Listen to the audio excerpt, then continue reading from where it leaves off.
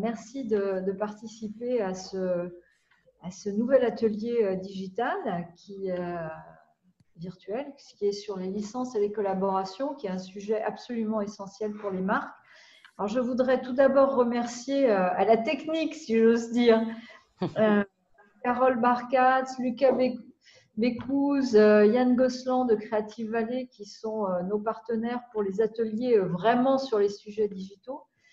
Et aujourd'hui, nous allons avoir deux intervenants majeurs. Lorraine de Mortemart, consultante et qui a l'habitude des collaborations. Serge Carrera, qui lui aussi a un passé extrêmement dense sur les collaborations et qui s'occupe de toutes les marques émergentes à la Fédération de la haute couture et de la mode. Je remercie Élise Desrues aussi de l'équipe du défi. Alors, on va commencer tout simplement par demander à Lorraine de Mortemart et Serge de Carrera de se présenter. Lorraine, à toi. Oui, bonjour à tous. Merci pour l'intro, Clarisse. Merci de m'avoir conviée à ce webinaire et de nous proposer à Serge et moi d'animer en tandem cette session.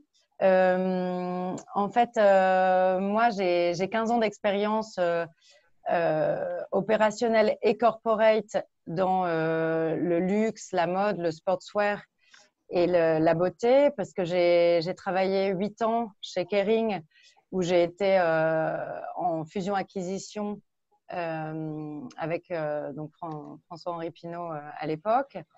Et ensuite, j'ai eu la chance d'avoir une expérience très opérationnelle chez Stella en tant que directrice des partenariats et des licences, donc qui était une business unit assez importante pour cette marque.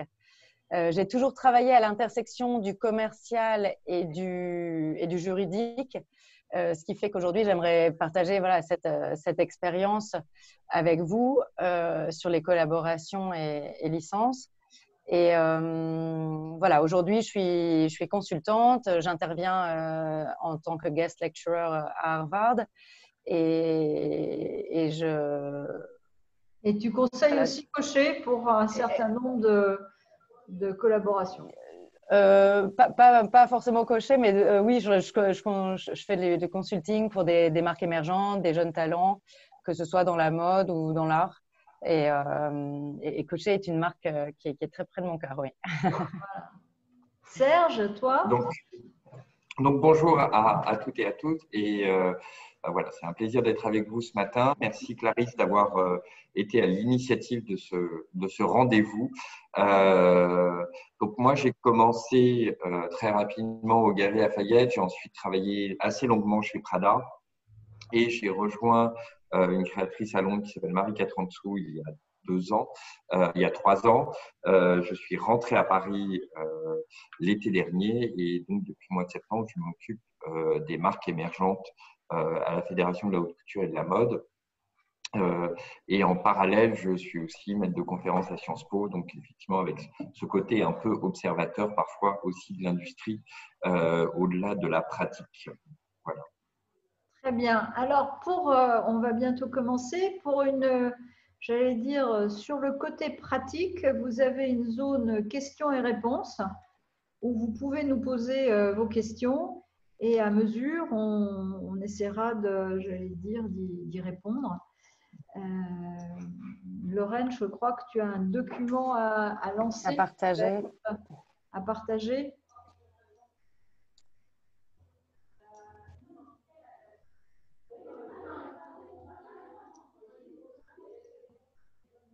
Voilà. Est-ce que c'est bien lancé? Super. Oui, je crois. Bon, donc voilà, la démarche aujourd'hui, c'était de partager mon expérience en développement de marque et en négociation de contrats pour vraiment inspirer les marques, les créateurs et les entrepreneurs qui nous suivent et leur donner quelques clés pour limiter les risques et vraiment réussir leur collab. En effet, les partenariats, que ce soit les licences qui, depuis les années 40, ont aidé à être de vrais leviers de croissance pour les marques de luxe Le premier, c'était Christian Dior, qui voulait se développer aux États-Unis. Donc, c'était le premier à faire des licences dans les années 40. Jusqu'à aujourd'hui, et depuis les années 2000, avec les collaborations de marques qui sont plus marketing, ça a vraiment aidé des marques très établies aujourd'hui à se construire et à croître. Aujourd'hui, avec des nouvelles formes de luxe et la volonté des marques d'avoir toujours une clientèle plus engagée, plus fidèle, les collaborations de marque concernent tout le monde. C'est vraiment une pratique qui est à travers, je voudrais dire, à travers les petits acteurs émergents pointus, mais également des marques de luxe comme le sportswear, où on a vraiment un scope très, très large et tout le monde peut trouver un partenaire pour faire une bonne collaboration. C'est une réalité que j'ai vraiment vécue en tant que directrice des licences chez Stella. Et donc, c'est pour ça que je voulais vous faire partager cette expérience. Donc, ce matin, je vous propose de vous présenter comment les marques établies se sont appuyées sur des licences et des collaborations pour se construire. Ensuite, regarder ensemble, étudier les best practices pour les facteurs clés de succès. Et là, je m'appuierai sur la success story de Cochet.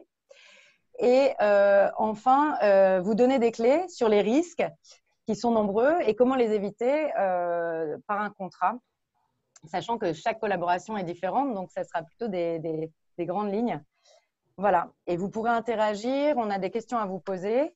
Et d'ailleurs, on va commencer tout de suite par vous poser une question à tous pour comprendre un petit peu, selon vous, quelles ont été les collaborations qui vous ont le plus marqué cette année. Voilà, marqué parce que pour leur réussite, pour leur visibilité, ou peut-être parce qu'elles étaient incongrues, ou par leur originalité. Voilà, ça serait intéressant d'entendre vos idées. Alors, vous pouvez répondre dans conversation, c'est ça? Voilà. Absolument. Sur votre petite fenêtre conversation, vous pouvez y aller. Donc, on voit effectivement Cochet Pucci déjà. Ouais, on abordera, je pense, Lorraine tout à l'heure. Exactement. Alors, Dior et Nike, qui effectivement a fait la une ces dernières semaines. Suprême et Louis Vuitton, Stabilo et Sephora. Les Cézanne et collaborations à Bompard. Redoute. Et je vais vérifier si on a Sylvette de la Redoute. Dior et Rimowa. Oui. La Redoute.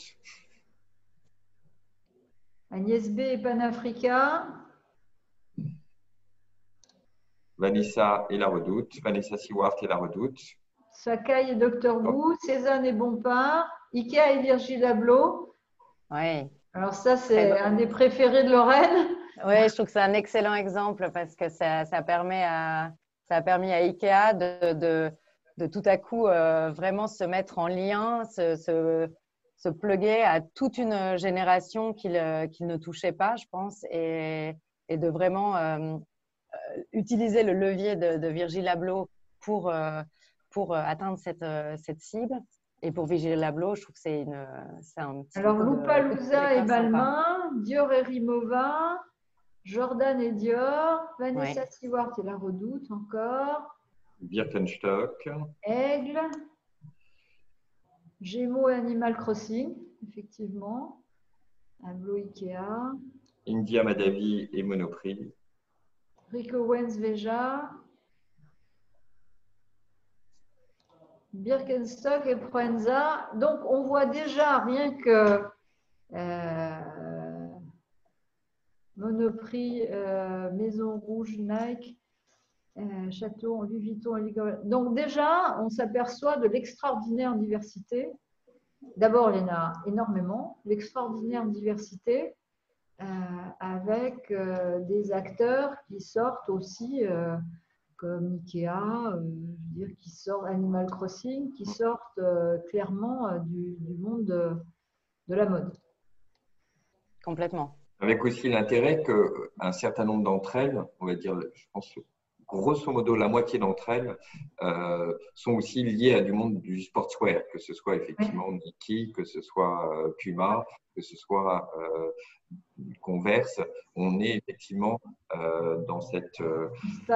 on voit la place du sportswear ou sinon de maisons plutôt qui s'adressent à du mass market en général, et de voir comment il y a cette combinaison qui est possible avec des marques de création en particulier.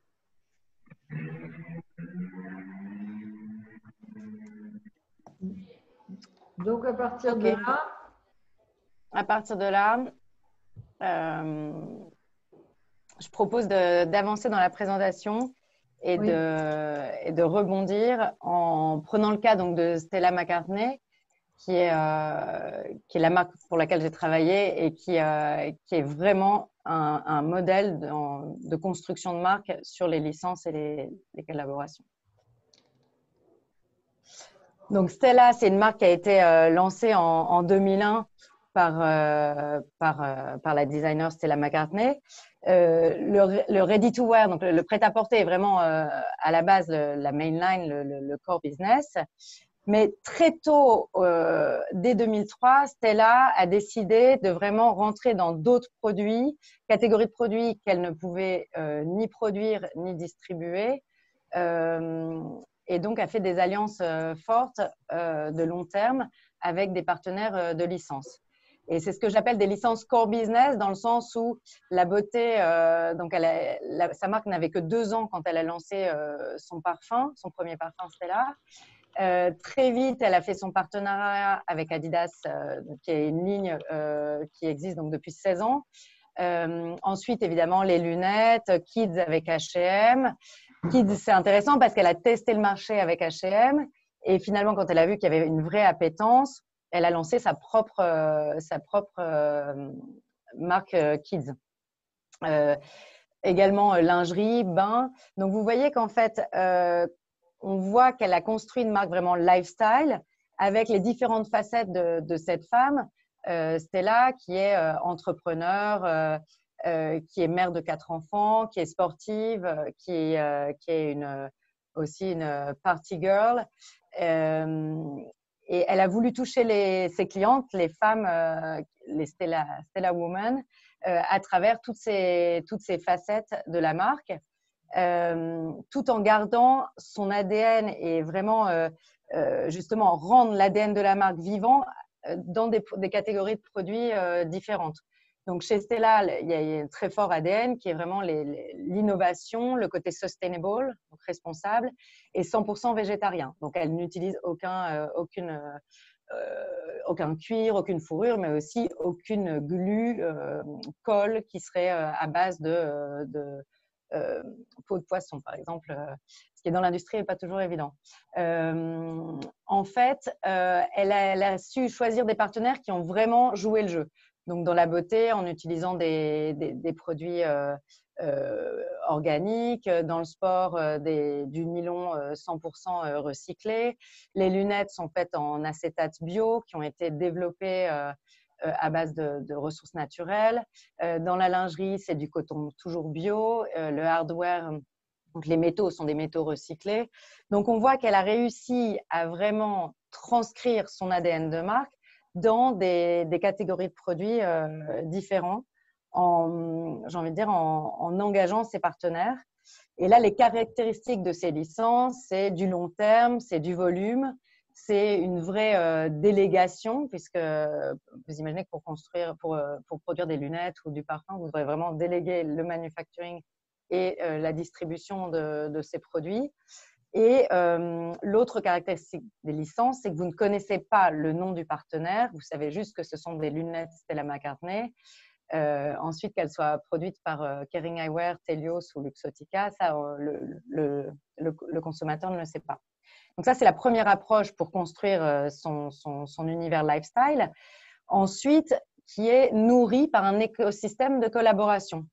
Donc là, on comprend bien qu'il y a plusieurs univers de la marque, plusieurs facettes qui sont mises en en exergue et on cerne mieux l'identité de la marque. Donc, Stella, c'est la fille d'un Beatles et d'une photographe, donc elle a une vraie appétence à la scène artistique et musicale. Ça fait partie vraiment de son ADN, de sa personnalité. Il y a aussi le côté sustainability. Elle a toujours des partenaires avec qui elle peut vraiment avancer dans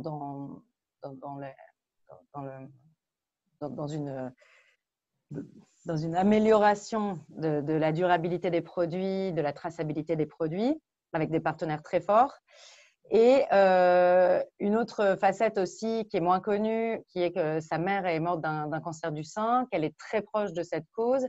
Et du coup, très naturellement, depuis quelques années, quand on a lancé la lingerie, on a toujours édité des produits assez spécifiques pour les femmes qui auraient eu une mastectomie ou pour des produits aussi dont les profits vont dans une fondation pour la sensibilisation à la prévention du cancer du sein.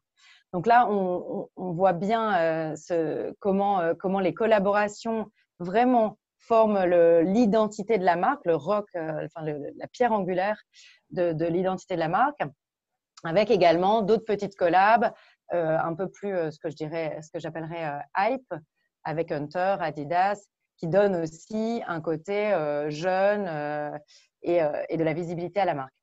Donc justement, si je prends l'exemple de cette collaboration Stan Smith avec Adidas Originals, Stella a apporté son côté végétarien en lançant la première vegan Stan Smith en 2018. C'est un modèle unisexe. C'est une collab que tout le monde a eu envie de faire ou a fait avec Adidas Originals. Et Stella, son point de vue, c'était vraiment d'apporter le côté vegan, ce qui était intéressant pour Adidas. Et en même temps, pour elle, c'était un vrai enjeu de notoriété. Là, j'ai pris cet exemple pour vous montrer que pour partir dans une collaboration, il faut avoir un objectif. Et l'enjeu, c'est souvent, il y a deux enjeux, la notoriété ou les revenus rentables. Et quand on voit une collaboration comme ça, qui est basée sur des quantités très limitées, un teaser, des précommandes pour créer un peu le buzz, créer l'excitation, une soirée de lancement, des chaussures qui sont signées. Il y a vraiment tout un PR autour de ça. Ça crée forcément une émulation. Et en fait, ce qu'on peut retrouver grâce à un partenaire selon la mission que vous cherchez pour votre marque, c'est vraiment voilà, des leviers. Moi, je vais prendre quelques exemples sur cette collaboration-là. Par exemple, le réseau de distribution, ni Stella, sa ligne, ni Stella by Adidas by Stella, qui est la ligne de sport vraiment performance, n'avait accès au réseau de distribution des Originals, qui est plutôt Hype, Concept Stores. Et donc là, ça a été un point d'entrée pour nous, un coup de projecteur sur la marque dans une distribution auquel on n'avait pas accès. C'est aussi acquisition de nouveaux clients, puisque sur le site internet de Stella, la majorité des clients pour cette paire de Stan Smith, qui coûtait quand même 230 €, étaient des clients qui n'avaient jamais été clients de la marque à la base. Aussi, on a pu tester, grâce à ce produit, un des premiers produits unisex de la marque, et on a eu une excellente réponse sur l'homme à ce moment-là, sur les plus grandes tailles, ce qui nous a encouragé aussi à développer des produits unisex. Et il y a eu un impact sur toute la catégorie de produits. Il y a un espèce de cercle vertueux qui a fait que je pense que les gens qui ont été attirés par cette collab se sont un peu plus intéressés à Stella dans la catégorie des chaussures. Et on a eu, cette saison-là, un vrai pic sur toute notre catégorie de chaussures en général. Donc, ça prouve qu'il y a quand même vraiment un lien, un effet de notoriété et des revenus supplémentaires avec cette collaboration. Donc, nous, c'était vraiment une collaboration réussie. Elle a été même rééditée déjà une fois. Et un point que je voulais souligner aussi dans la réussite de cette collaboration, c'est l'excitation qui a été, l'émulation qui a été créée au sein des équipes chez Adidas. Ils étaient vraiment excités de travailler avec Stella sur ce projet-là qui était un peu différent de ce qu'on faisait depuis 15 ans. Et chez Stella, honnêtement, tout le monde portait les Stan Smith, les Stella Stan Smith. Donc, il y a eu un espèce de goodwill humain dans les équipes grâce à cette collaboration. Et ça, je pense qu'il ne faut vraiment pas non plus le sous-estimer. C'est quelque chose qui peut aussi rafraîchir votre image à l'extérieur, mais aussi celle des partenaires wholesale. Mais au bout du compte, vos équipes aussi peuvent être régénérées par une collaboration comme ça. Voilà, donc ça, c'était l'exemple de Stella. Avant qu'on passe aux facteurs clés de succès, je pense qu'on va lancer un petit sondage auprès de vous pour savoir quels sont les facteurs clés de succès d'une collaboration.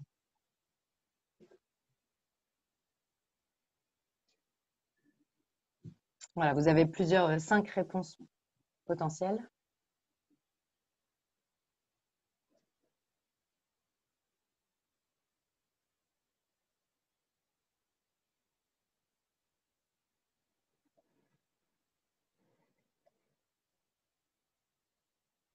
Suspense.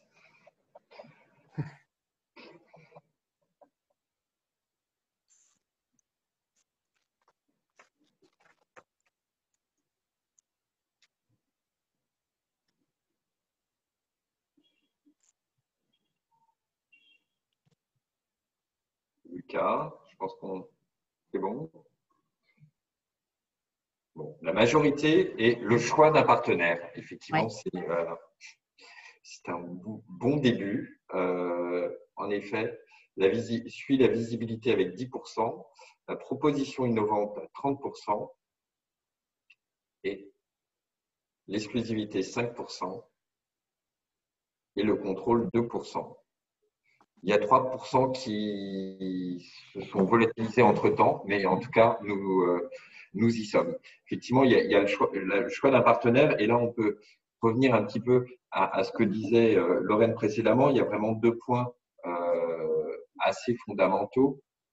C'est à la fois cette dimension d'innovation, parce que grâce à un partenaire, en général, ça va permettre à une marque de création d'aller explorer des terrains sur lesquels elle n'a pas forcément ni la technicité ni l'expertise, mais où la marque peut avoir une véritable plus-value, on va dire créative, ou en tout cas une vision, et décliner sa vision sur ce nouveau territoire, que ce soit le terrain du sport. Et l'exemple de la Stan Smith par Stella McCartney est effectivement un bon exemple, c'est d'y apporter comment, on va dire, un objet un peu mythique, on arrive à le transformer, y apporter de l'innovation, et comment effectivement le partenaire, avec son expertise, va pouvoir aussi répondre à cela. Et l'autre point cardinal, c'est bien évidemment la distribution, et notamment pour les marques de distribution qui, par essence, ont une distribution, on va dire, très sélective. C'est effectivement un levier très fort, parce que la puissance commerciale, généralement, de la marque de création ne peut pas promouvoir, on va dire, des volumes beaucoup plus importants. Donc, effectivement, le partenaire va apporter une force de distribution et une force commerciale que la marque en tant que telle peut avoir des difficultés à atteindre par son positionnement original.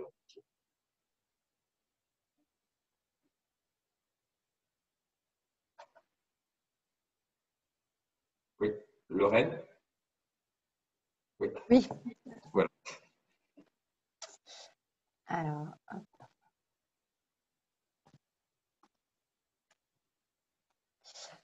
Donc, moi, pour parler des facteurs clés de succès, je me suis dit que ça serait intéressant de se baser sur un cas. Ce que j'appelle la success story Cocher, qui est la marque lancée en 2015 par Christelle, Cochet, qui est donc qui a cette double casquette, directrice artistique de sa marque et en même temps fondatrice. Vous connaissez sûrement Christelle, qui est le Grand Prix de l'Andam 2019. Elle a fait Central St. Martins, elle a travaillé chez Bottega Veneta, Dries Van Noten, Chloé, Martine Silbon. Elle a vraiment une très grande patte et un grand savoir-faire, je dirais couture, parce qu'elle est aussi, elle dirige la maison Les Mariés chez Chanel. Karl Lagerfeld lui faisait une confiance absolue et voilà, elle a un talent fou.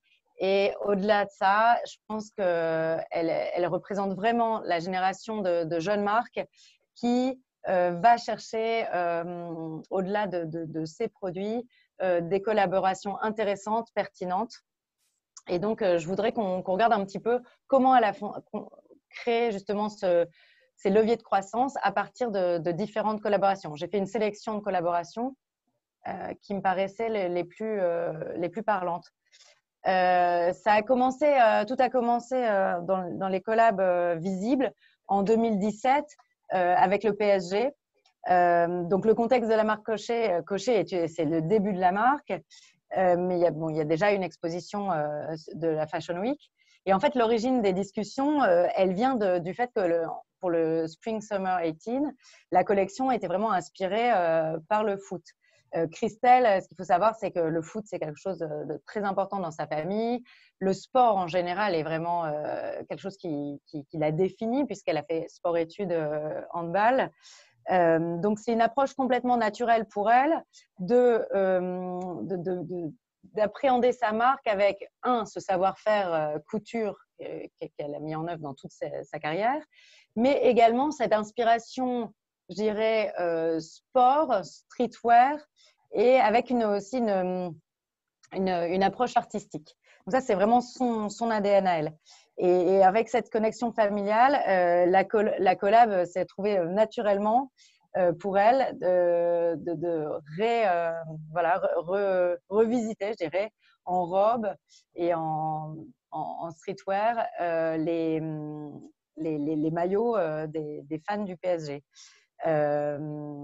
L'objectif du PSG, c'est intéressant, on peut se demander pourquoi ils ont eu cette envie de collaborer avec Christelle. En fait, aujourd'hui, c'est une marque en soi, le PSG, et au-delà du sport, je pense qu'ils ont vraiment envie d'avoir une vision lifestyle, approcher leur audience comme une marque. C'est ce que fait Manchester United et le Real Madrid déjà. Donc, c'est une façon d'élever son message, d'élever son image et toucher un nouveau public. Pour Christelle, l'enjeu, c'était un enjeu évidemment de visibilité, plutôt commercial, de notoriété. Et c'était un formidable coup de projecteur sur la marque en exposition sa marque comme ça dans les médias et en utilisant ce levier. Pour moi, le facteur clé de succès dans cette collaboration, c'était un point de vue unique. Parce que le foot et l'ambiance fan dans un club, supporter d'un club, est assez éloigné de l'écosystème mode. Et en fait, elle a réussi à créer le buzz parce que pour elle, c'était naturel. Elle, c'était ses deux inspirations, ça venait naturellement. Et donc, il y a eu ce côté point de vue unique et point de vue pertinent, en fait. Vraiment, c'était son ADN à elle. La collab la plus impressionnante que je voulais illustrer aujourd'hui, c'est Nike. Je pense que vous avez tous eu peut-être été impressionnés par ce que Christelle a pu faire avec eux. Ce qui est vraiment beau, c'est qu'en 2019, quand Christelle a fait cette collaboration, il y a eu un tel match humain, une telle bonne entente entre les deux équipes qu'en fait, ça donnait naissance à plusieurs collaborations. Donc, dans une saison, on est passé une collab qui était une capsule à la base avec un sports bra, donc un soutien-gorge de sport à 50 € et une robe à 300 €, ce qui est déjà très élevé pour Nike, mais qui faisait partie de leur positionnement Nike Lab. Donc, on est parti de ça. Finalement, Christelle a été aussi associée à la campagne de la Coupe du Monde de football féminin, qui était également en août 2019. Et il y a eu aussi un défilé, finalement, Nike by Cochet, de lancement du kit de la Coupe du Monde avec les athlètes Nike. Un défilé, là, c'est les images du défilé à Bercy, avec l'arène de Bercy à remplir. Donc ça, on voit qu'il y a le point de départ, il est vraiment toujours authentique dans la passion du sport de Christelle. Et en fait, Nike avait repéré son talent créatif par la collab avec le PSG, puisque c'est un club qui est équipé par Nike. L'objectif de Nike, c'est en fait, quand on est un géant comme ça, c'est de trouver quand même des partenaires assez pointus pour donner un peu plus de sel, un peu plus de sens à ces collections. Et d'ailleurs, Nike y cultive ça, ces collaborations en dehors du sport avec Virgil Abloh, Sacai, Tissky. Et ils ont une sphère d'influence qui est assez large avec les athlètes, les artistes, des musiciens. Ils prennent aussi des positions politiques. Donc finalement, pour élever leur message et dépasser le produit, Nike a besoin de ces créateurs, de ces talents qui donnent, je dirais, plus de lisibilité pour un géant du sportswear. Pour Cochet, l'enjeu ici, c'est évidemment commercial, mais également un formidable accélérateur de notoriété. Quand vous imaginez le nombre de followers qu'un Nike peut avoir et la puissance de feu de Nike. Nike, pour moi, c'est le Apple du sport. C'est vraiment c'est un formidable firepower avec lequel c'est vraiment une chance formidable de pouvoir se collaborer, pour autant qu'on ait un alignement de valeurs. Et en fait, Christelle, elle, son ADN de marque, il était très clair. Elle a ce côté très inclusif, événements sportifs et le girl power. Voilà, il n'en fallait pas plus pour que la mayonnaise prenne. Ça, c'est les athlètes Nike habillés par Christelle. Et c'est le contexte de la campagne de pub de la Coupe du Monde de foot féminin. Et là, on comprend bien voilà, ce que Cochet a embraced, a adhéré, on va dire.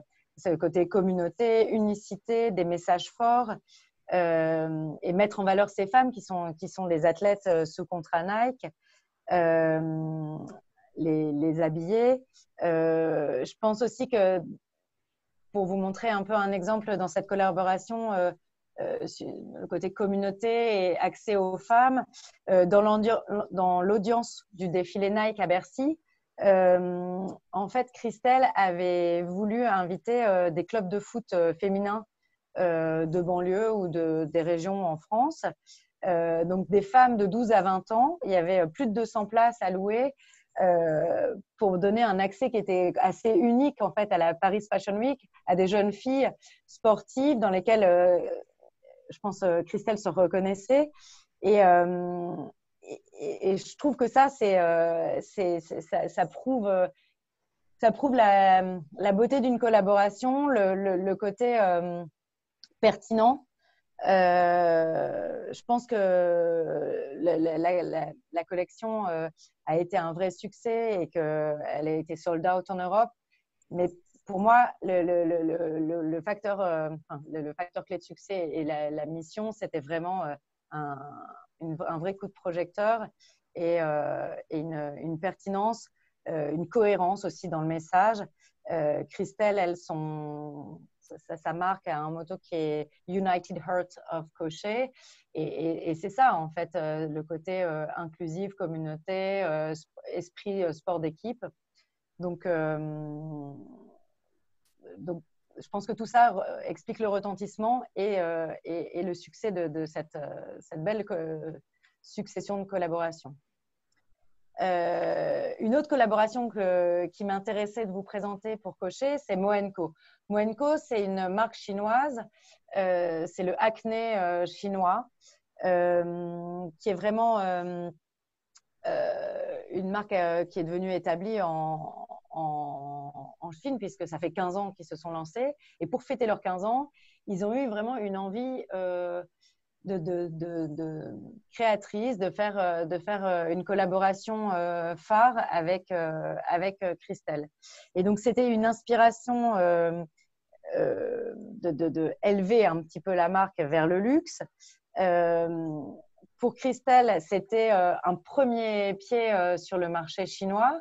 Évidemment, c'est un marché tellement grand que il faudra plusieurs pas, mais c'était l'occasion de vraiment s'exprimer créativement sur un marché nouveau avec un partenariat fort. Je pense que là, ce qui a été très important, c'est l'alignement de la créativité. Voilà, quand on est avec un partenaire dans un marché un peu éloigné, c'est vraiment important d'être sûr de garder un contrôle créatif. Et malheureusement, j'aurais voulu vous présenter le défilé de cette collection en live, mais comme vous le savez, avec Zoom et autant de participants, on a du mal à passer des vidéos. Donc ça, je vous encourage vraiment d'aller voir. C'est intéressant sur Instagram ou sur YouTube, le défilé Cocher Moen Co, qui était un défilé à huis clos, comme ça se fait aujourd'hui et ça se faisait en 2019 pour cette capsule.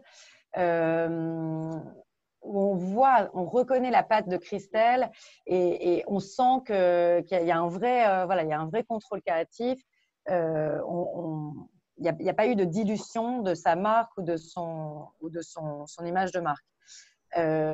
Là, clairement, pour Christelle, pour Cocher, l'objectif, il est double. C'est notoriété dans un pays nouveau, avec de la presse et aussi des retombées wholesale, puisque, en fait, grâce à la distribution de cette collaboration par Moen Co, il y a eu pas mal de distributeurs et partenaires wholesale qui sont venus naturellement demander à Cocher s'ils pouvaient acheter la collection Cocher à part entière pour les futures collections. Donc, ça prouve bien que ce one-shot a des répercussions sur la marque, non seulement en earned media, mais aussi vraiment commercial. Je pense que la distribution sélective a aussi fait beaucoup. Mais encore une fois, je reviens sur le facteur humain qui est toujours à ne pas négliger. Je sais que l'équipe créative de Christelle est très multiculturelle. Il y a plusieurs Chinois qui font partie de l'équipe du studio de Cocher. Alors justement, sur Cocher, j'ai deux questions. Qui est venu chercher, entre Cocher et Nike, est-ce Cocher qui est allé chercher Nike ou Nike qui est allé chercher Cocher? Et pour Nike, la production, est-ce que c'est Nike ou Cocher qui a fait la production ou comment ça s'est passé en termes de production et de collection? Alors, c'est Nike qui est venu approcher Cocher parce qu'ils avaient repéré la collab PSG. Donc, ça, c'était à partir de la collab, donc voilà. PSG, ça rebondit sur une autre collab. Voilà. Plus importante encore.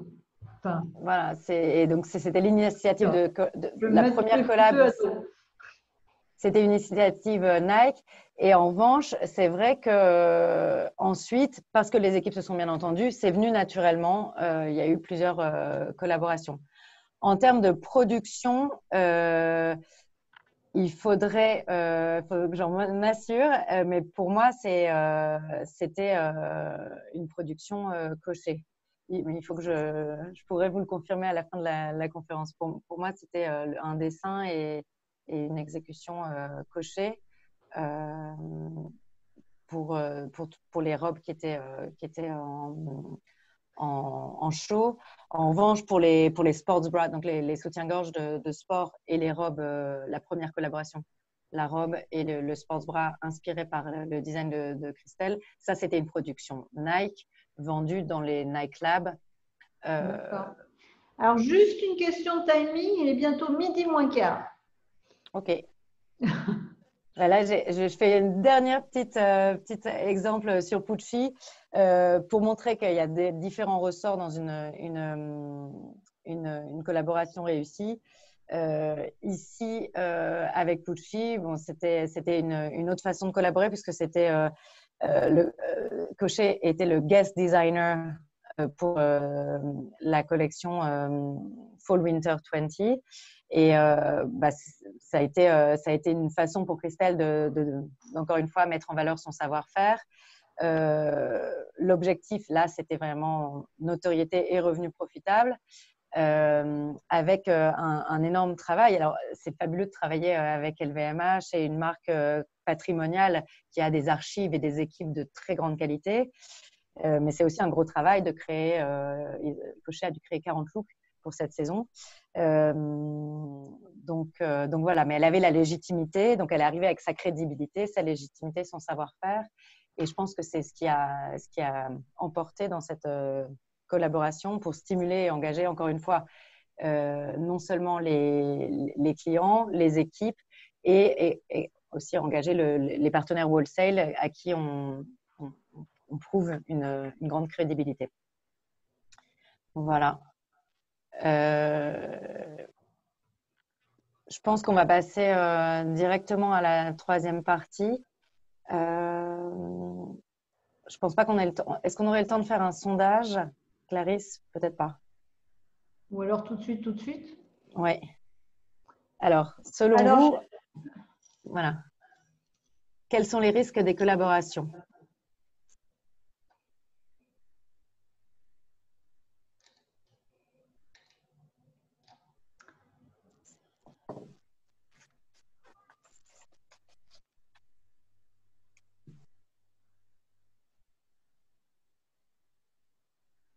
Alors sinon, j'ai une question qui est, alors je suppose que c'est en tant que très petite marque innovante et qui se différencie continuellement, est-il possible d'avoir de telles collaborations?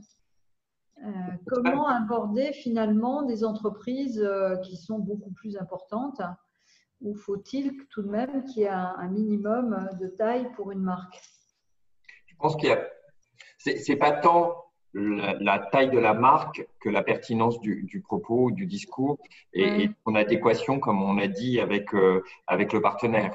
Par ailleurs, assez objectivement, je pense que Lorraine peut le confirmer, la plupart du temps, c'est les partenaires qui viennent vous chercher, assez rare.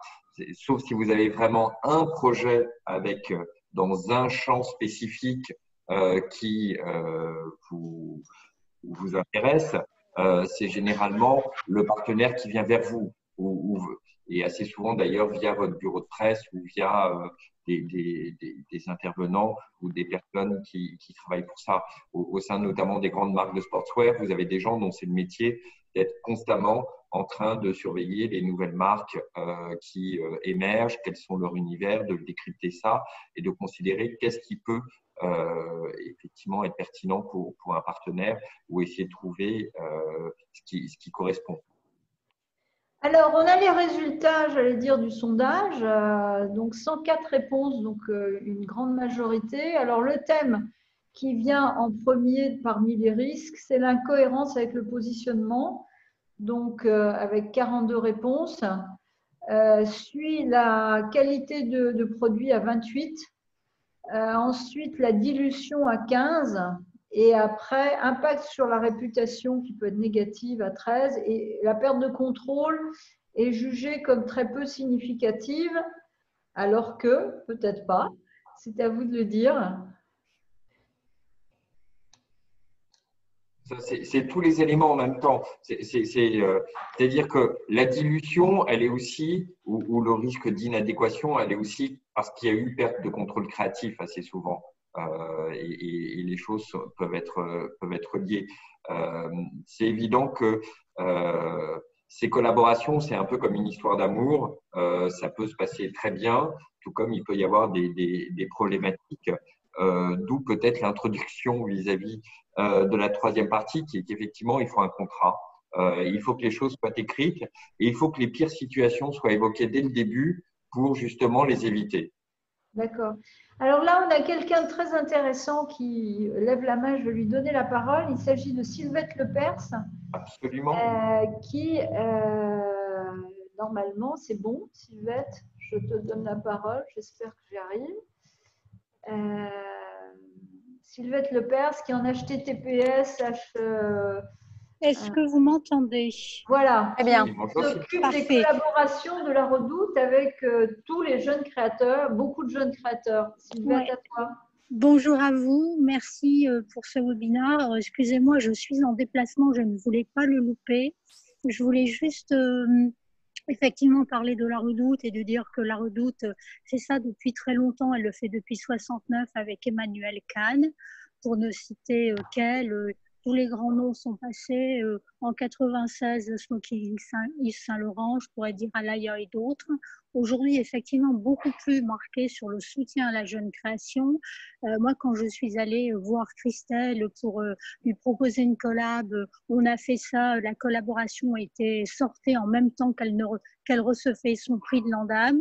Je trouve en 2011 par exemple, j'étais allée voir Anthony Vaccarello, ce qui était très bien également. On avait fait une jolie collaboration avec lui, et 2 ans après avec Simon Jacquemus. Donc effectivement, on est toujours à la recherche de jeunes talents et on a à cœur de les soutenir. Et je voulais vous parler d'une autre collab, peut-être différente, mais justement plus surprenante, plus atypique et intéressante. C'est avec About a Worker, des jeunes gens qui ont à cœur de soutenir des gens qui sont en difficulté, des foyers de réinsertion, et qui leur donnent la parole au travers du vêtement. Et avec eux, eh bien, nous avons fait une collaboration avec des collaborateurs de notre centre logistique, des gens qui ne sont absolument pas issus du sérail de la mode, mais qui néanmoins ont un point de vue sur le vêtement. Je trouvais extrêmement intéressant que tout d'un coup, des gens, des créatifs, pour dire court, et des personnes qui ne le sont pas forcément, se rencontrent et arrivent à créer une collection, parce que tout d'un coup, le vêtement est le moyen de s'exprimer. Ils ont beau ne pas parler le même langage, ne pas utiliser les mêmes mots, mais ils se comprennent. Voilà, et ça, c'était une autre forme de collaboration. Et pour ne rien vous cacher, aujourd'hui, je suis dans un musée, je suis sur un shooting créateur à venir, et là aussi, avec une artiste, et c'est aussi une autre forme de collaboration. Voilà, donc c'est autant de beaux sujets. Et je voudrais vraiment te dire un immense bravo parce que ce que tu fais est absolument remarquable. Merci, et voilà, on aime la création à la Redoute. Bon, moi, évidemment, à titre personnel, mais à la Redoute, c'est une grande chance. On a envie de soutenir cette création. Ça passe aussi par un soutien financier, évidemment, parce que ces jeunes en ont besoin. Ça passe par de la visibilité, parce qu'avec la Redoute, ils ont de la visibilité. Et ça se passe aussi surtout dans le respect, la confiance, parce que je suis persuadée qu'une collaboration réussie, c'est avant tout une collaboration où on a été en confiance de part et d'autre. Je suis très consciente que le produit est très important, mais la communication est très importante. Et une image, ça se construit très lentement, mais pour moi, ça peut se déconstruire très, très vite. Donc, il faut vraiment travailler dans un climat de confiance et de respect. Merci. Alors, on poursuit maintenant sur Peut-être juste une chose, c'est vrai que ce que soulève Sylvette, et il s'avère qu'on est en contact avec un certain nombre de créateurs qui travaillent avec la Redoute, il y a vraiment cette notion de dialogue qui est importante. Oui. C'est-à-dire qu'il y a à la fois le respect des envies du créateur et on va dire de l'intégrité de son propos, mais aussi la prise en compte des contraintes d'un distributeur comme la Redoute. Et donc, c'est effectivement ce dialogue et espèce de compromis qui peut exister, qui fait qu'effectivement, c'est là où on dépasse un peu les choses simples, on va dire. Alors, la troisième partie, Lorraine. Alors, troisième partie. Merci Sylvette. Moi aussi, je pense que c'est très, très long de mettre pierre après pierre pour construire une image et que effectivement, très rapidement, avec une mauvaise association ou un mauvais pas, on peut déconstruire beaucoup de valeurs. Donc, merci pour ce témoignage. Moi, ce que je voulais dire, c'est que chaque partenariat est unique. L'important, c'est que ce soit win-win. Donc, qu'il y ait cette émulation, que chacune des parties se sente gagnant. C'est aussi comme un mariage. C'est-à-dire, c'est un peu pour le meilleur et pour le pire. Et en fait, on ne regarde pas le contrat tous les jours. Mais dès qu'il y a une petite hésitation ou dès qu'il y a un petit problème, il faut se recentrer la discussion en partant du contrat. Donc, c'est pour ça qu'aujourd'hui, je voulais présenter quelques pistes et quelques clés pour les contrats, pour essayer de penser out of the box. Évidemment, avec mon expérience et opérationnelle et de consultante, j'ai beaucoup d'exemples qui me viennent en tête, qui sont évidemment pas des exemples publics, puisque vous trouverez jamais de data sur les collaborations qui n'ont pas marché ou les risques qui ont. Donc, je vais essayer de vous livrer pas mal d'exemples en no-name. Le seul qui est le plus connu et ce n'est pas un problème d'en parler, c'est Calvin Klein, qui, parti d'un business de manteaux à New York, a fini par l'empire que vous connaissez. Et en fait, dans les années 90, ils ont commencé à travailler avec le groupe Warnaco, qui était donc leur plus gros licencié, qui a commencé à vraiment prendre des parts très, très importantes dans leur développement. Et là, c'est plus que des leviers de croissance, c'est vraiment l'expansion totale de la marque. Et en fait, le problème, c'est qu'il y a eu une perte de contrôle totale. Donc, en fait, dans les années 2000, donc au bout de 10 ans, Calvin Klein a fait un procès à son licencié qui vendait des produits non autorisés, donc qui n'avaient pas été approuvés par Calvin Klein. Non seulement vendait des produits qui n'étaient pas autorisés, mais aussi vendait des produits non autorisés dans des réseaux de distribution qui n'étaient pas autorisés pour la marque non plus. Donc, on retrouvait Calvin Klein Jeans chez Bee Gees, chez Bestco, des endroits qui n'auraient jamais été approuvés comme outlet ou comme distributeur. Donc ça, là, vous avez le double effet qui se coule.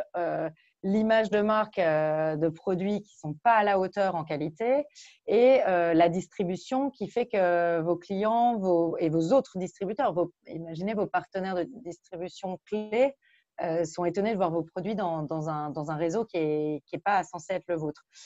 Donc là, pour moi, il y a vraiment une pierre angulaire qui est le processus de validation. Ça, c'est quelque chose qui doit être très clair dans le contrat. Qui valide quoi? Si possible, si vous êtes la marque, je vous conseillerais d'avoir toujours le dernier mot créatif pour pas faire trop de compromis sur vos designs. Évidemment, il faut prendre en compte les contraintes techniques. Moi, j'ai cette expérience avec Adidas, Stella McCartney. Quand vous faites des produits pour des athlètes, pour les Jeux Olympiques, évidemment, on vous donne tellement de contraintes techniques qu'il faut jongler avec et vous ne pouvez pas vous en libérer. Mais quand même, garder… Dans cette relation, par exemple, Stella avait toujours le dernier mot pour le dernier sample. Donc, développement produit, la qualité des samples, le marketing, qui va produire les assets, qui sera le porte-voix, quels sont les réseaux qu'on va utiliser. Ça, il faut que les deux marques soient vraiment alignées. La distribution, donc soit si c'est une distribution assez large, on peut avoir des critères qui peuvent être assez précis en fait pour chaque territoire. Ou ce que moi j'ai appris à faire chez Stella, ce qui s'appelle un door-by-door approval. Donc, vraiment, regarder le brand adjacency, c'est-à-dire voir quelles sont les autres marques qui sont dans ces magasins, des multimarques, et prendre la responsabilité d'approuver ou non ces magasins. Parce que la distribution, encore une fois, est un amplificateur de votre marque. Aussi, pensez à la fin de la relation, dans la validation, ce que j'appelle le sell-off. Peut-être que si vous faites une petite collab capsule et que tout est sold out, ça vous paraît un peu incongru, mais si vous faites une capsule un peu plus grande et qu'il y a des produits invendus, il faut être d'accord sur le fait que la marque validera en dernier ressort dans quel outlet on pourra vendre, ou dans le pire des cas, quand vous travaillez avec la beauté, la destruction de produits. Ça, c'est quelque chose, si votre marque, l'ADN de votre marque vous empêche de détruire des produits, ça, il faut que vous soyez très clair, pour moi, dès le contrat. Ensuite, c'est ce que j'ai appelé encadrer la délégation, puisque dans une collaboration, on délègue une partie de l'exécution, et les risques d'exécution, il y en a de nombreux. Donc, il y a trois façons, enfin trois objets importants. D'abord, l'objet, vraiment bien dans votre contrat, définir les catégories de produits, les classes de produits que vous incluez, et celles que vous pourriez avoir envie d'exclure parce qu'elles sont en zone grise. C'est peut-être des produits que vous voulez garder à votre main et pas collaborer dessus. Donc, essayez d'être précis sur ces catégories, sur la durée, sur l'éventuel renouvellement qui peut être automatique dans certains cas, sur les rôles. C'est toujours bien d'annexer un processus de développement, qui fait quoi, qui valide quand, et notamment un calendrier avec les milestones. Moi, je pense que tout est beaucoup plus clair une fois que… C'est assez long souvent de se mettre d'accord sur un calendrier, mais une fois qu'on a un calendrier, qu'il est annexé au contrat, on est plus tranquille, plus à l'aise pour avancer. Parce qu'encore une fois, l'image de marque peut être complètement, l'image de votre marque peut être complètement impactée par un partenaire qui va livrer complètement en retard, et donc vos partenaires wholesale obtiennent vos produits. Ça, j'ai déjà eu ce cas, des produits qui sont livrés au moment des soldes. Et donc, on a perdu toute la saison, et les produits arrivent à un moment où les magasins n'ont pas du tout le beau merchandising habituel.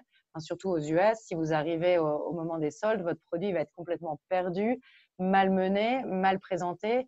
Et donc là, c'est comme si la collab avait été complètement ruinée. Donc attention à bien préciser les milestones, le calendrier. Moi, je fais un calendrier, je l'annexe. Supply chain aussi. C'est la deuxième chose qu'il faut encadrer. Quand on est une marque comme Stella McCartney, on a une charte éthique, on travaille en collaboration avec ETI, qui donne des très grandes guidelines. Je pense que c'est toujours important de se référer dans le contrat, annexer une charte qui est la charte de votre marque, avec les do's and don'ts, et surtout ce qu'il faut éviter. Parce qu'une fois que surtout dans les licences, mais dans les collaborations aussi, vous déléguez la production à un partenaire qui lui-même va la déléguer à des fournisseurs qui eux-mêmes peuvent avoir des third-party contractors. Et moi, ça m'est déjà arrivé de conseiller une marque dont le partenaire ne payait pas les fournisseurs, sauf que les fournisseurs chinois qui ont donc fini par appeler cette marque, pour eux, ils se disaient c'est la marque qui ne me paye pas, qui a décidé de ne pas me payer, alors que la marque n'était même pas au courant que les fournisseurs au bout de la chaîne n'étaient pas payés. Donc attention, encore une fois, de ne pas se retrouver dans une situation complètement contre vos valeurs ou contre votre éthique. Et encore une fois, c'est des exemples réels qui sont arrivés à des marques qui n'auraient jamais pensé que ça se passait comme ça. Troisième point important dans justement, la Lorraine, délégation. Lorraine, excuse-moi, Oui. est-ce qu'il y a des modèles de charte éthique et environnementale, sociale Écoute, recommander? Oui, ETI, donc ETI, eux, c'est celle sur laquelle s'appuyait Stella McCartney. Donc, je pense elle a été approuvée non seulement par Stella, mais à l'époque par Kering au niveau de le CSR. Donc, ça, c'est quelque chose, oui, je pourrais vous donner plus aussi peut-être le contact ou le lien. Parce que je pense que c'est important. Et il faut que le partenaire qui produise ait la responsabilité de ses fournisseurs. C'est très important. Il ne faut pas qu'il y ait un doute sur la responsabilité parce que sinon, ça peut être un peu compliqué. Et tu vois, quand on travaille avec une marque comme Stella McCartney, où il faut que tu t'assures que les 100 fournisseurs d'Adidas n'utilisent pas la colle à base de poisson ou un matériel qui aurait été testé sur un animal en parfum. Bon, ça, c'est des chartes qui sont qui sont très utiles. Maintenant, en propriété intellectuelle, pareil, je pense qu'il faut vraiment se dire qui apporte quoi, à qui appartient l'IP. Ça peut être ce qu'on appelle un joint trademark. On peut avoir quelqu'un peut avoir apporté une innovation et l'autre l'infrastructure ou la technique. Mais il faut que ce soit assez clair dans le contrat de qui apporte quoi, notamment pour deux choses. Pour le droit futur d'utiliser l'IP. Est-ce que vous voulez bien qu'après cette collaboration, l'une des deux parties puisse réutiliser ou se réinspirer des produits de cette collaboration, ou bien est-ce que vous préférez geler l'IP, la propriété intellectuelle, pour que personne ne s'en serve dans le futur? Ça, mais aussi pour les réclamations. En fait, j'ai déjà vu des marques, des marques très importantes et vraiment des leaders du luxe qui se sont retrouvés dans des collaborations où s'il y avait un product claim, donc une réclamation sur le produit, ils avaient oublié de sécuriser ce point, qui s'appelle claim, de garder la défense de leur produit. Donc, si vous avez apporté quelque chose à un produit, il faut que vous puissiez le défendre s'il y a une réclamation. Ça, c'est très important. Donc, le droit d'utilisation de l'IP et la défense de cette IP. Dernier exemple dans la propriété intellectuelle, c'est aussi la cannibalisation. Donc ça aussi, c'est quelque chose que j'ai vu plusieurs fois en consulting. Des marques qui finalement ont tellement inspiré donc des marques plus petites qui donnent leur créativité à des plus grands acteurs et qui en fait, au bout du compte, se sentent un petit peu spoliés parce qu'ils ont l'impression que la grande marque ou le grand partenaire a pris cette inspiration, voilà, et là un petit peu injecté, et ça c'est arrivé plusieurs fois. J'en ai vraiment beaucoup, j'ai beaucoup d'exemples autour de moi. Donc je pense que là, vous pourriez avoir envie d'être très scrupuleux si vous avez une identité de marque très forte et consigner quelles sont les couleurs de votre palette de couleurs, quelles sont ce qu'on appelle design features qui sont vraiment signatures de votre marque. Donc, si c'est une certaine coupe, une certaine silhouette, l'utilisation systématique d'un certain matériau, je pense que ça, c'est un petit peu laborieux. Mais ça peut être nécessaire parfois. Si vous avez cette crainte que malgré la confiance que vous avez dans votre partenaire, il puisse avoir envie de s'inspirer de ce que vous faites dans d'autres lignes, je pense que c'est important de mettre ça au clair. Voilà pour la délégation. Finalement, le dernier point pour moi important dans le contrat, c'est les engagements. Je pense toujours au coût d'opportunité, c'est-à-dire le risque de sous-utilisation, c'est-à-dire donner votre marque en partenariat avec un partenaire, c'est finalement s'empêcher de travailler avec un autre partenaire. Donc, il faut quand même être sûr que vos alignés sont bien intégrés et que les engagements de votre partenaire soient à la hauteur. Donc, ça passe par peut-être mettre un timing de développement pour être sûr que c'est ce qu'on fait par exemple avec la beauté, pour le bien des deux parties, on se donne 31 mois de développement d'un parfum. Et si jamais il n'y a aucun produit qui n'est sorti au bout de 31 mois, on rediscute parce que ça veut dire qu'il y a eu un coup d'opportunité énorme pour la marque qui n'a pas pu sortir son parfum et peut-être d'autres problèmes sous-jacents dans la relation. Il y a aussi l'exclusivité. Moi, j'ai déjà vu des marques qui, au moment de lancer leur collab, se rendent compte que leur partenaire a lancé 15 jours avant ou va lancer 15 jours plus tard une autre collab avec une marque qu'eux trouvent tout à fait compliant pour leur image, mais qui rentre un peu en friction, enfin qui clash avec votre marque. Donc ça, ce côté exclusivité, c'est une exclusivité dans le temps. Vous pouvez peut-être demander qu'il n'y ait pas que vous soyez prévenu, d'être consulté ou d'être prévenu s'il y a une autre marque qui va faire une collab dans les 3 mois autour de votre collab. Ça peut quand même éviter des mauvaises surprises. Parce que pour le consommateur final, finalement, ça peut brouiller un peu, diluer un peu votre marque. Ensuite, il y a la performance, donc parce qu'il faut un engagement de performance. Donc, moi, je conseille toujours d'annexer un business plan. Évidemment, c'est plus ou moins binding puisque personne ne sait si on arrivera à atteindre les chiffres qui sont dans le business plan. Mais au-delà des royalties qui peuvent être basées sur les ventes ou au-delà d'un design fee ou d'un signing fee qui sont des forfaits, moi je recommande toujours d'avoir un business plan que tout le monde trouve réaliste et en se basant sur ce business plan,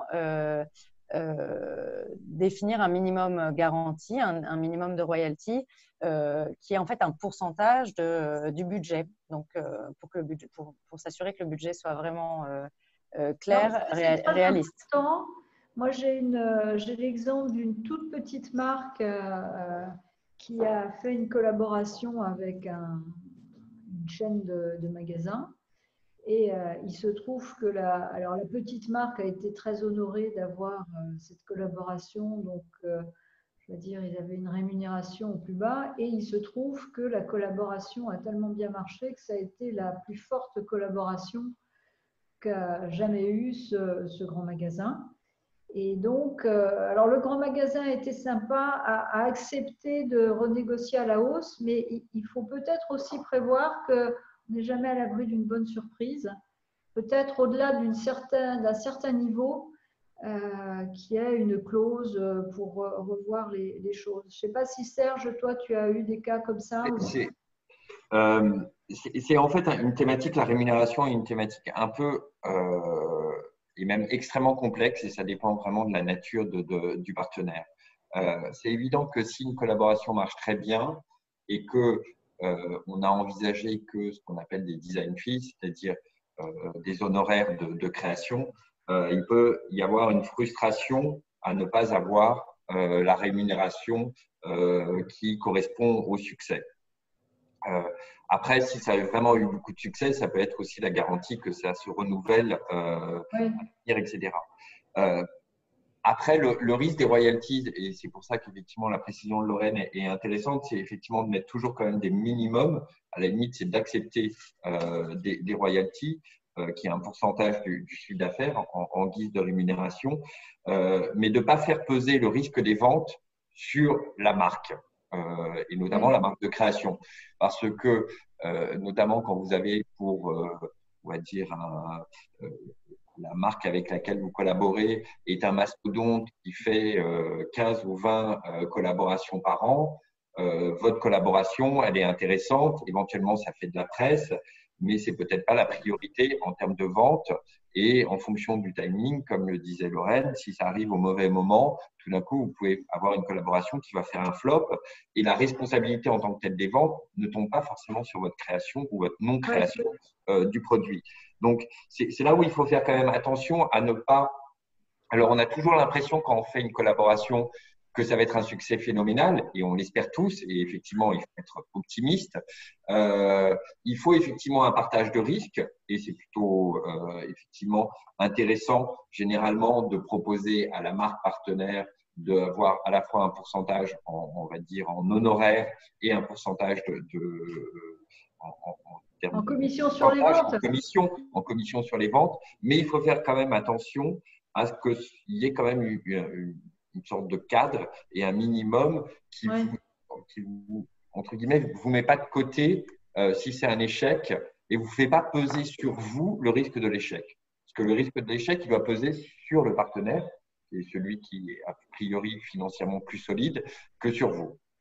Alors, j'ai des questions un peu sur ce qui est ces aspects financiers. Alors, tout d'abord, sur les coûts de fabrication, en général, ça n'est pas la marque qui assume une partie des coûts de fabrication.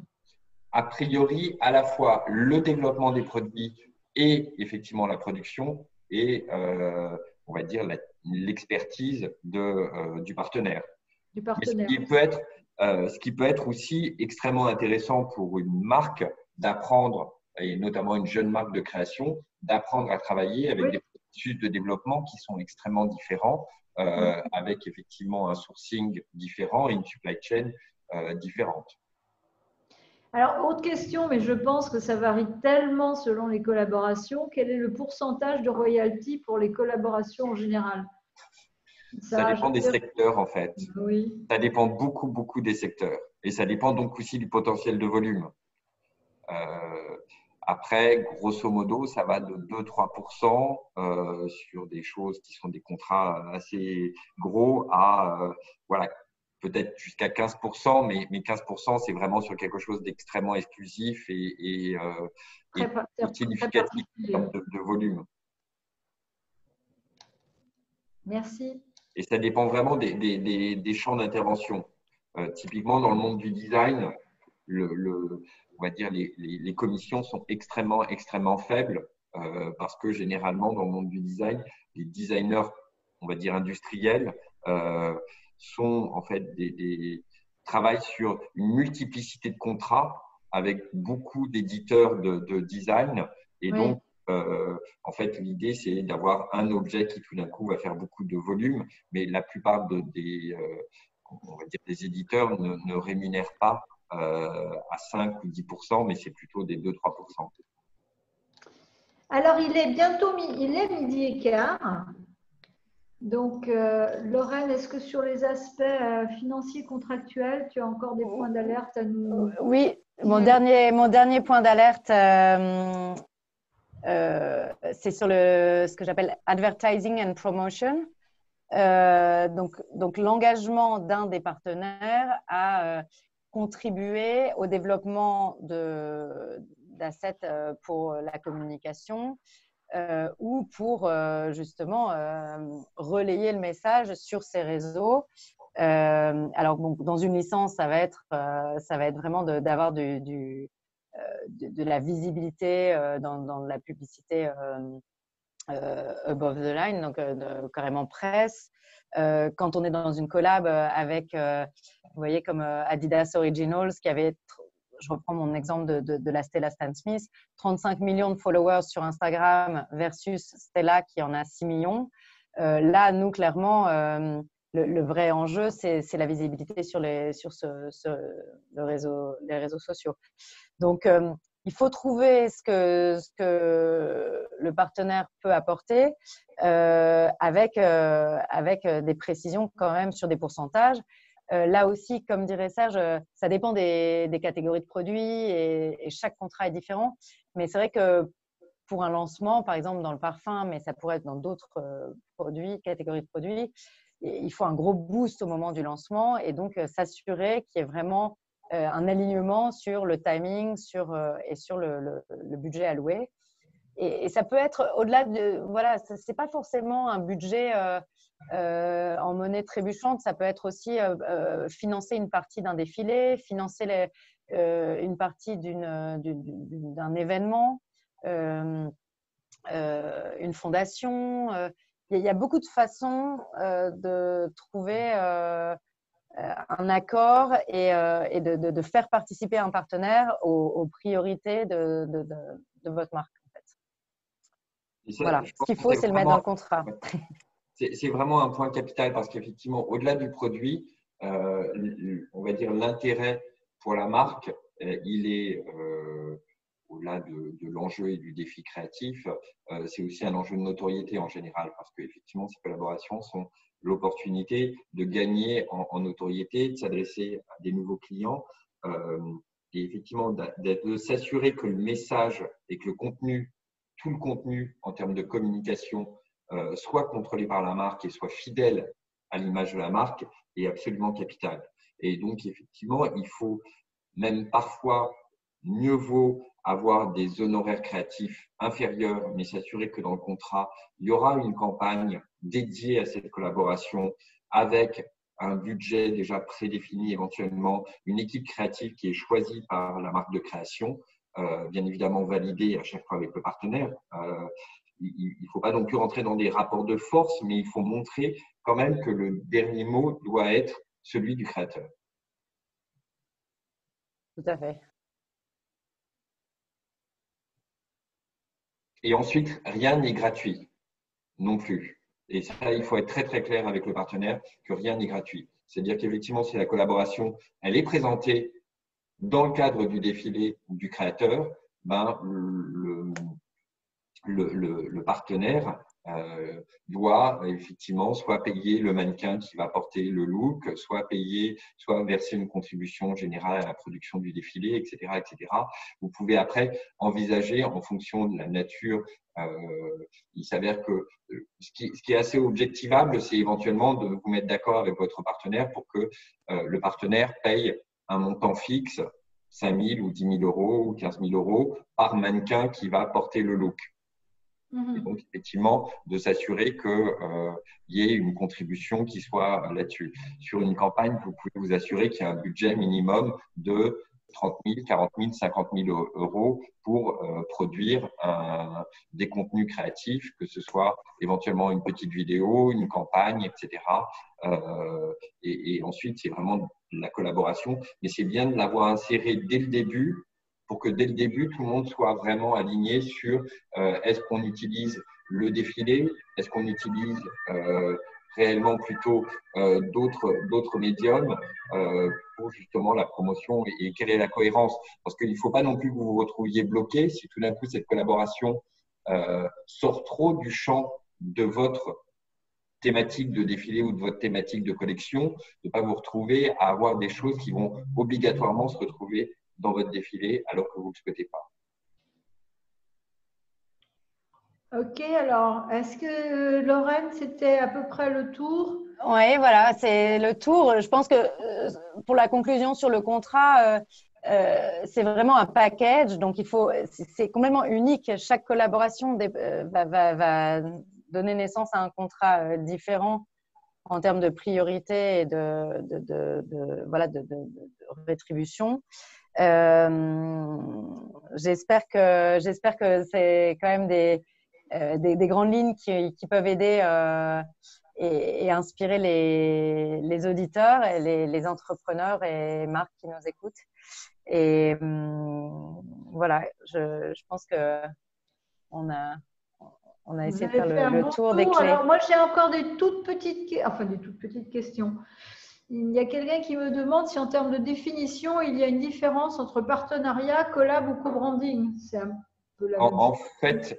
En fait, le partenariat, c'est plutôt ce qu'on appelait traditionnellement une licence. C'est vrai que le mot licence est à la fois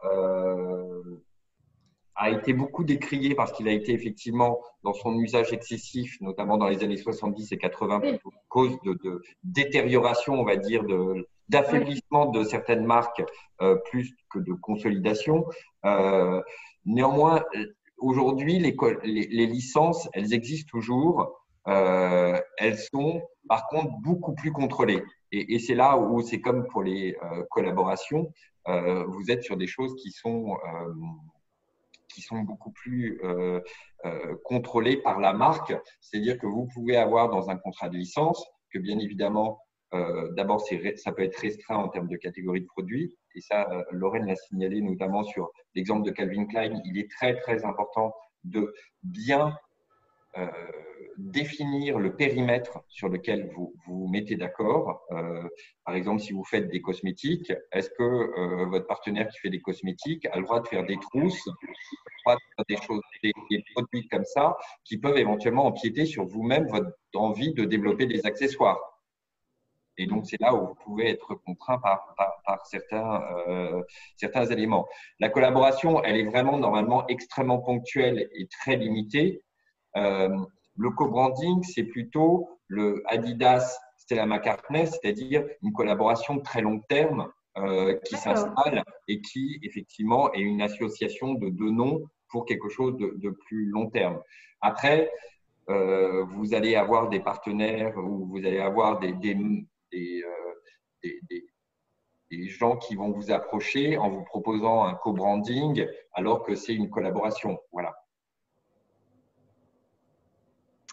Alors, ensuite, j'ai encore une question sur comment trouver… Oula. On va couper le son là. Voilà. Comment trouver des partenaires qualifiés et s'adresser à eux dans un premier temps? La plupart du temps, sincèrement, c'est eux qui s'adressent à vous. Ils s'adressent à vous via éventuellement votre bureau de presse, etc. Et comme on le disait précédemment, il y a uniquement si vous avez un projet très très précis que vous pouvez effectivement que vous approchez quelqu'un en particulier. Pour donner un exemple assez connu, si vous avez en tête un bijou spécifique ou la volonté d'utiliser des strass, c'est évident que, fort de votre notoriété, etc., vous pouvez approcher Swarovski. Mais la plupart du temps, c'est aussi Swarovski qui approche des créateurs qu'ils ont ciblés et qui rentrent dans leur périmètre. Oui. Alors, écoutez,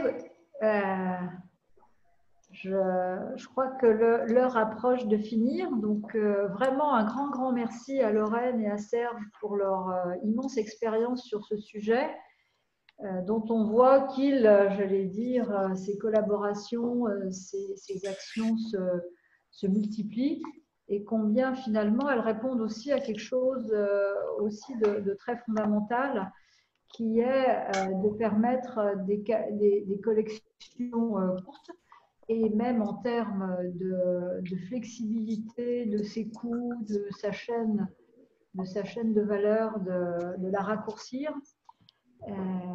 Ça, je pense à l'étude qu'on a financée sur les business models gagnants.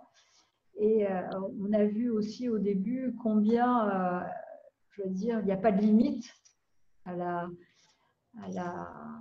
création, à l'inventivité des collaborations, et que c'est un champ, enfin, pas nouveau, mais en tous les cas un champ immense de créativité pour les marques, où elles doivent finalement aussi appliquer leur créativité dans ces domaines-là, dans ces domaines de collaboration. Est-ce qu'un dernier mot, Lorraine, un dernier mot, Serge, peut-être, en guise de conclusion? Je vais peut-être commencer comme ça, Lorraine aura le dernier mot. Non, je pense qu'il y a vraiment une chose importante, c'est extrêmement flatteur quand vous êtes sollicité, mais ne faites jamais une collaboration pour l'argent. Faites-la uniquement si elle a vraiment du sens pour vous. Je sais que les temps sont difficiles et plus que jamais pour une marque de création et une jeune marque de création, c'est extrêmement difficile. Ne faites jamais une collaboration juste parce qu'il y a un chèque. Faites-le vraiment si ça vous motive, si vous en avez envie. Parce que même si le chèque est très, très gros, si ça ne vous motive pas, ce sera contre-productif. C'est vrai, c'est juste. Lorraine? Ouais, je suis d'accord avec Serge. Et je pense aussi vraiment toujours avoir une vision de long terme parce que il faut que chacune de ces collaborations donne une petite touche et construise votre image de marque. Si vous allez un petit peu trop dans tous les sens, Brouille. ça va brouiller votre image. Donc, essayez d'avoir cette vision long terme, donc, sans accepter voilà, la première collaboration qui ne serait pas cohérente, pour que vraiment, voilà, c'est ce que j'essaie de montrer avec les collaborations de Stella, pour que vraiment il y ait une espèce de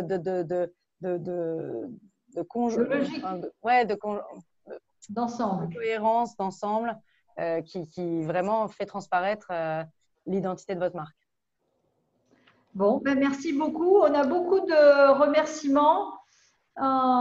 Sylvette nous redit, restez vous-même et sachez dire non. Voilà. Absolument. On nous souhaite un bel été, on nous remercie. Voilà, c'est super. On remercie Lorraine, la fédération, Serge et le défi aussi. Donc, merci beaucoup. Merci à tous. Et à bientôt pour de nouvelles aventures et bonnes vacances d'ici là, je pense. Merci beaucoup. Merci.